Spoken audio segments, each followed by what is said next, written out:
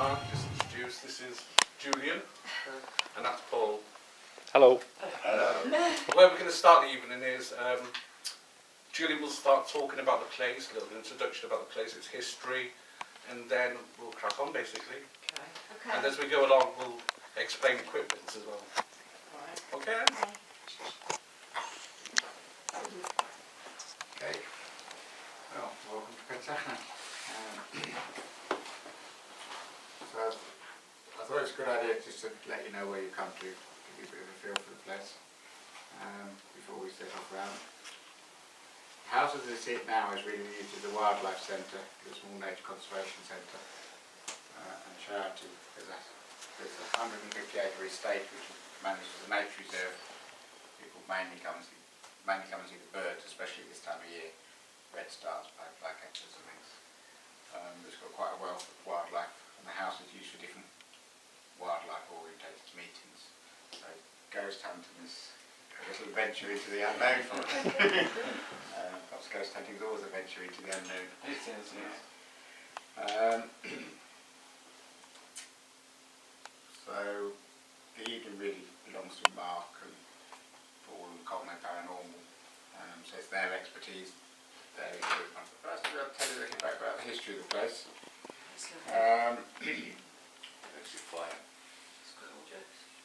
There's been settlement here probably since the Bronze Age through the Iron Age and medieval times. There's lots of medieval Bronze Age settlements on the estate, and it's probably inconceivable to think they didn't have some sort of settlement on this site here. It's a very, very sheltered place. It's exactly where you'd want to build a house. The house as we see it now has its origins in about 1690. That end of the house, we'll go in the dining room, you'll find the ceilings are lower. If you look from outside, you find that end of the house is much smaller in character. That was built about 1690 and would have been a fairly typical Welsh farmhouse at the end of the 17th century. If I say that was a typical house, that's not entirely true. By the standards of the 17th century, to have a stone-built house with an upstairs and a range of farm buildings was quite a wealthy farmer's house. People were living in absolute hovels, as we have on the mountain here. So even then it was quite a place on the map, but by today's standards a very humble dwelling. It was basically only 2 rooms downstairs and with a corridor in between, corridor hall in between. They say they used to winnow the corn in the draught between the front door and the back door. They would have lived pretty well entirely in what's now our kitchen, underneath the big chimney. And what's now the dining room was probably storage, maybe a buttery and a pantry. We don't know what was upstairs. It may have been simple bedrooms, it may have been more like a hayloft. We don't know where the stairs would have been, but probably a wooden ladder. All of this, all at the back of the house, all at the big end, the house was built, started in 1877 as the home of the Stott family. Abraham Henthorne Stott and his sons were architects of the Lancashire cotton mills. They were quite important. They built about 1/5 of the mills in Oldham at a time when Oldham had 1/8 of the spinning in the whole world. So if you do a little bit of maths, you can see they were comfortably off. This was their holiday home. They had another house in Stockport. So the servants running to and fro. They say in the early years the servants would meet the train with a coach and horses. In later years they had a chauffeur and a red racing car brought them from Manchester. Now, a couple of little stories to give some character to the history. Abraham Henthorne Stott, the architect, was clearly a very powerful man, very wealthy and wealth brought power. Perhaps I don't know if he was domineering, but he seems so. And he was certainly regarded as eccentric. And not long after building the house, in 1885, he tried to burn it down. It's quite well documented case of arson. It went to Carnarvon Crown Courts, so everything's all recorded verbatim. So this is definitely true. Stock went away for the weekend, and he told the servants, he said he didn't want anyone in the big house. He said he'd had people fiddling with his paintings, and he just didn't want them there. He was locking the house, and he would be back on Monday. Well, servants in the house next door, which also belonged to the family, saw that there were lights on up here, and I thought that was funny because they knew it was away. And they broke in around the back of the house, and they found he put candles burning in vats of paraffin in what's my bedroom right at the very top, and in the cellars at the back behind here. So nothing went on fire; it was all put out. But the house was just stacked up with piles of firewood and resin. Why did he lose his head? What did he want to do that for?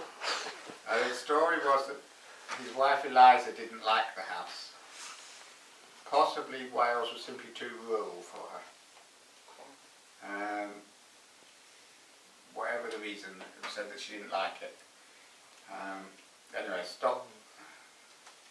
The servants next door, or the families next door, who were all part of the Stocks, said they didn't want any police, just hush it up. But the police were called, and Stock was called back. They said, did he know anything about this? He said, no, he doesn't know anything about this. They said, did he know anything about insurance on the property? He said, no. He said, he didn't know anything about insurance. He said his brother James dealt with the company business and insurance and things. He didn't do that. When he was asked to turn out his pockets, he had 2 insurance documents in his pocket. Arrested.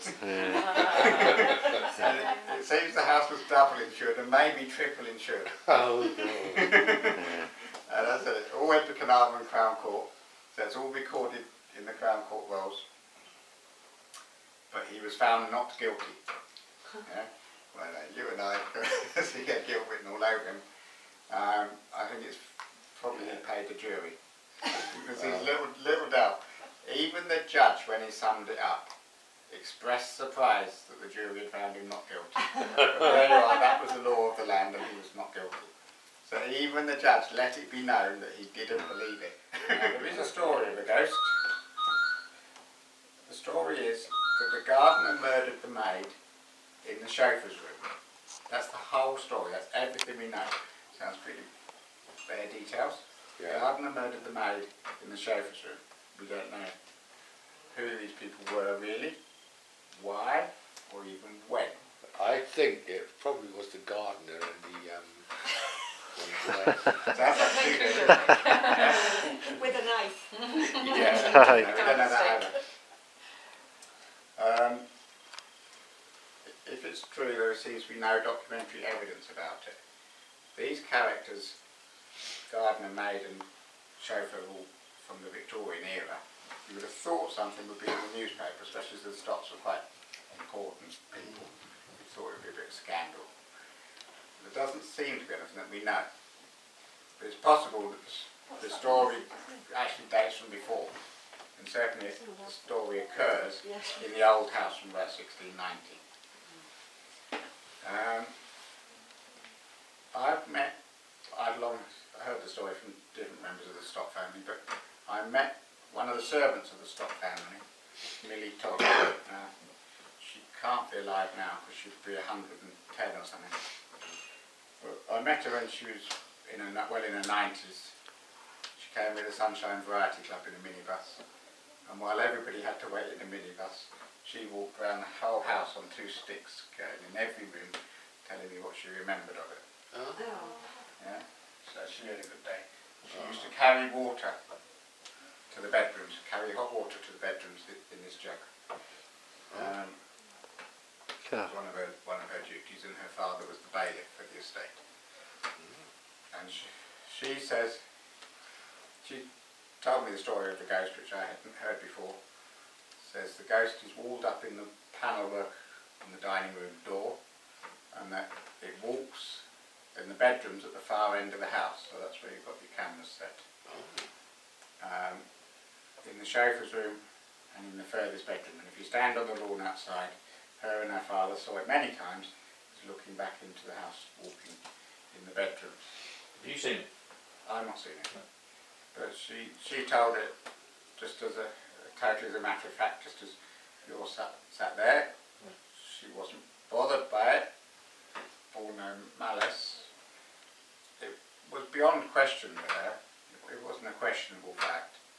It was just a totally matter of fact. So we'll see what we Let's can hope then. That's we what saw. we're looking for. We did find unexplained things before.